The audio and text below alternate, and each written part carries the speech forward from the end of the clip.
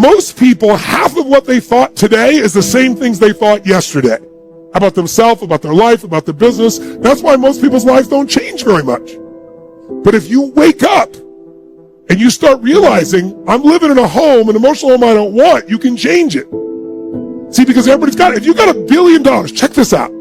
If you had $1 billion, but the habitual emotions you go back to are frustrated and pissed off, then your life is called frustrated and pissed off. It doesn't matter how much money you have. Write this down, please. The quality of my life is the quality of my habitual emotions. The quality of my entire life is nothing but the quality of my habitual emotions. Whatever habits of emotion, wherever my emotional home is, I will find a way to get back there. And until I change that, I'm going to have a problem. How many of you see people in some part of the world, in my country, for example, you'll see this in the middle of America where there's certain places that have cyclones all the time. Or maybe down in New Orleans or places where every few years you get a huge storm that wipes out everybody right on the coast there. But then 2 years later, it happens again. They rebuild, it happens again. How many have ever thought to yourself, why don't these people move? And why don't they move, guys? Because it's what they're conditioned. They call that home. I don't want to leave my home. It's what I know. It's easy to see when it's somebody else and it's physical. It's harder to see when it's yourself and it's emotional, because we have an emotional home. Some of you grew up in a really tough environment. I did too. Pretty brutal environment. Very painful environment. Part of I am who I am is because I didn't want to suffer. I had to find answers. And because I suffered so much, I don't want you to ever suffer if I can do anything about it. I can't control it, but I can help massively. But it's only because I suffered so much I don't want anybody else to. But think about it. Most people suffer even when they're successful. Listen, if you're successful and you're not fulfilled, that's the ultimate failure. If you got people that love you and you're not feeling joyous and alive, something's wrong. And you know what it is? You got an old home you're used to. Maybe the home you're used to is not a very happy home. It's a home of worry, a home of frustration, a home of anger, a home of feeling everything's unjust. And so you find a way to get back home using whatever the environment you can use. How many of you know somebody who's always pissed off about something? How many of you know somebody who is always worried?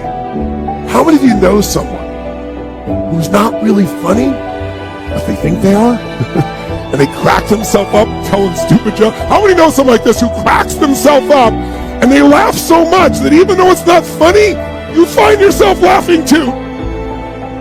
These people have different emotional homes. Some people's home is anger. They'll always find something to be angry about. It's what they're used to. It's their conditioning. So even when the storm comes in and messes up their life, they go right back to that same shit. Wouldn't it be nice to upgrade your home, your emotional home where you live? What if you could live every day with a vast majority of the emotions you had were joy and gratitude and love and appreciation, even in the middle of COVID, even when somebody does something unjust, compassion, playfulness? What would that feel like if you were in those states every day, 90-95% of the time? When you weren't, you got out of it quick. You can make that change this weekend, and I'm not exaggerating an ounce. I'm not saying you're going to be perfect and never have a negative feeling, because negative feelings are sometimes a signal to make us change. But most people have a negative feeling and they just hang on to it and keep living with it and find other things to be negative about. That will never give you what you want. The money won't do it. The acknowledgement of others won't do it. Everything you think will do it will not do it. Only one thing will do it. You drawing a line in the sand and making the most important decision of your life, that you're going to live in a beautiful state no matter what. Because life is too short to suffer. We have a choice. Listen to me. Pain is sometimes part of life, but suffering is a choice. But for most of us, not a choice, because we have the habit of suffering, being stressed, being worried, being frustrated, being pissed off. And because we're wired that way, that's the muscle we built. But if we rebuild our home here so it's even more magnificent, then you can have the life that you desire and deserve. And you can do it one weekend only if you give your all and push enough energy out while you're doing it, while you're learning. Who's up for this here? So who's up for enhancing your home massively? Say aye. Aye. Say aye. Aye.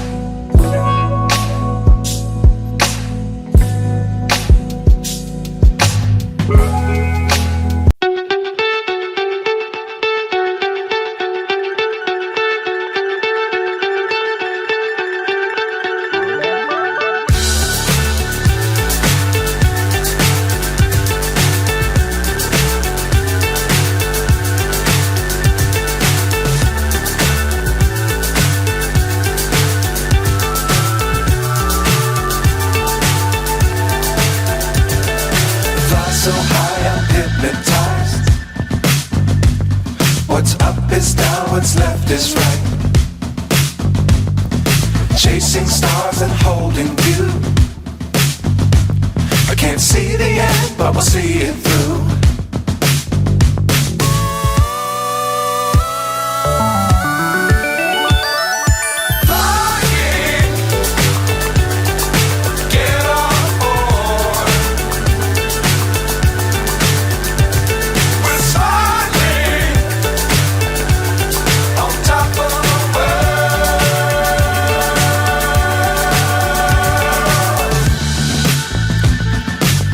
Times don't fly too high. Be sure to keep the ground in sight. Fly forever if you keep it tight. Love the world, but keep the sky on your mind.